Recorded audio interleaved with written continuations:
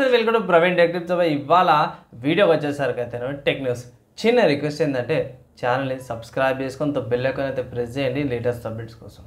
So ఇవాళ first చూసుకుంటే Realme నుంచి అన్నమాట. సో రియల్మీ వాళ్ళది C61 స్మార్ట్ ఫోన్ అయితే స్పాట్ అయింది. అండ్ చాలామంది ఏమంటారంటే ఇది ఫ్లిప్కార్ట్లో కూడా లాంచ్ అవుతుంది, ఇది June 28 కానీ అవుతుంది. సో నాకు వీటికి సంబంధించిన కన్ఫర్మ్ న్యూస్ అయితే లేదు, కానీ ఆర్టికల్స్ అయితే మాత్రమే చాలా తిప్పుతున్నారు అనమాట. సో దీని ప్రకారం చూసుకుంటే ఇది 4G స్మార్ట్ ఫోన్ అయితే అంటారు.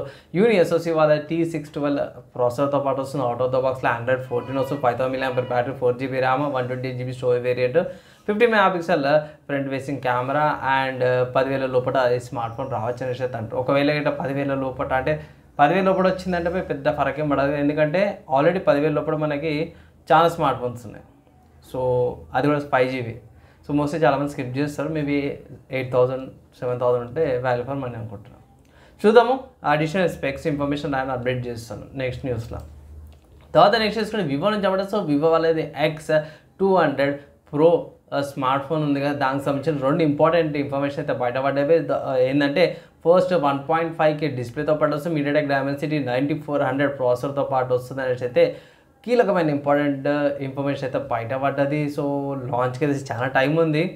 అండ్ ఇవి కీ ఇంపార్టెంట్ ఫీచర్స్ అయితే అనుకుంటున్నాను నేను, ఎందుకంటే main processor and display main important అయితే నాకు అనిపించింది కాబట్టి అది అప్డేట్ చేసిన. తర్వాత నెక్స్ట్ చూసుకుని రెడ్మీ నుంచి అన్నమాట. సో రెడ్మీ వాళ్ళది Redmi 14C సంబంధించిన 5G స్మార్ట్ ఫోన్ సంబంధించిన లిస్టింగ్ ఏదైతే ఉందో IMEI వెబ్సైట్లో లిస్ట్ అయిపోయింది. కొన్ని హింట్స్ అయితే ఏం చేస్తున్నాయంటే అవి హింట్స్ ప్రకారం చూసుకుంటే త్వరలో ఇండియాలో కూడా లాంచ్ అయ్యే అవకాశం ఉందనేసి అయితే కొన్ని రూమర్స్ అయితే అంటారు. అండ్ ఆబ్వియస్గా మనకు అంతా తెలిసింది ఇది Redmi 13C 5Gకి సక్సెసర్ లాగా ఉంటుంది అనేసి అయితే అంటారు. ఏమేమి ఎక్స్పెక్ట్ చేయొచ్చు అంటే మనకి 13Cలో మేబీ 11-12 వేల మధ్యలో ప్రైస్ ఉండొచ్చు, 15,000 లోపల తీసుకురావచ్చు అనేసి అయితే చాలామంది ఎస్టిమేషన్ అనేది చేస్తారు. తర్వాత సాఫ్ట్వేర్కి సంబంధించిన న్యూస్ చూసుకుంటే మాత్రమే డార్క్ టేబుల్ అని ఒక సాఫ్ట్వేర్ ఉంది. ఎవరైతే ఎక్కువ సబ్స్క్రిప్షన్ తీసుకోరో లేకపోతే ప్రీమియం పైసలు లేకుండా ప్రీమియం సాఫ్ట్వేర్ యూజ్ చేయాలనుకుంటారో ఇది డార్క్ టేబుల్ అనేది ఫ్రీ అండ్ ఓపెన్ సోర్స్ అన్నమాట. మీరు ఫోటోగ్రఫీ యూజ్ చేసే వాళ్ళకి కొంచెం ఎన్హాన్స్ చేసుకోవడానికి, ఎఫెక్ట్స్ కానీ లైట్స్ కానీ షాడోస్ కానీ ఎన్హాన్స్ చేసుకోవడానికి ఇదొక మంచి ఫీచర్ అయితే కనిపిస్తుంది నాకు. కొంచెం అప్డేట్ వర్జన్ కూడా తీసుకొచ్చారు, డార్క్ టేబుల్ 4 అని. వేరే ఫీచర్స్ ఉన్నవి నాకు ఐడియా లేదు. ఒకవేళ టెస్టింగ్ చేసుకోవాలంటే నార్మల్ పర్సన్స్ కూడా టెస్టింగ్ చేసుకోవచ్చు.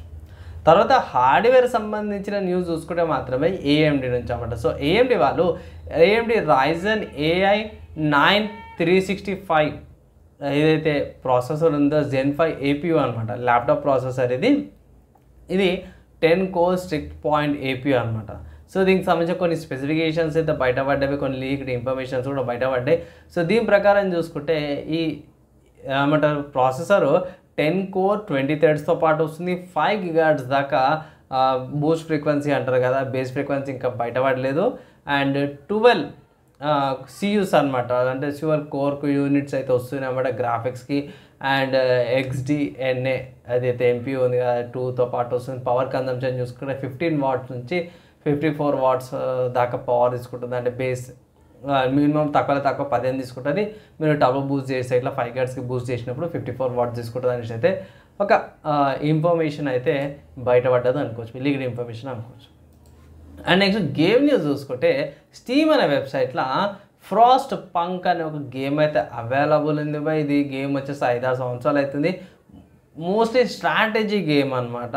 సో చాలామంది కొరకైతే స్ట్రాటజీ గేమ్ నచ్చకపోవచ్చు, కానీ కొంచెం యూనిక్ అప్రోచ్తో పాటు వచ్చింది. చలికాలంలో ఎట్లా సర్వైవ్ కావాలనే స్ట్రాటజీ గేమ్ నాకు ఆడలేను, కానీ గేమ్ ప్లే చూసినప్పుడు మంచిగా అనిపించింది. ఇక్కడ ఈ గేమ్ యొక్క ప్రైస్ చూసుకుంటే 390 రూపాయలు వస్తుంది అనమాట. అండ్ సిస్టమ్ రిక్వైర్మెంట్స్ కూడా పెద్ద గేమ్లో పోయి నార్మల్ బేసిక్ లేటెస్ట్ హార్డ్వేర్ ఉండే ఒక 1 year 2 years బ్యాక్ ఉన్న హార్డ్వేర్తో కూడా రన్ అయిపోతుంది.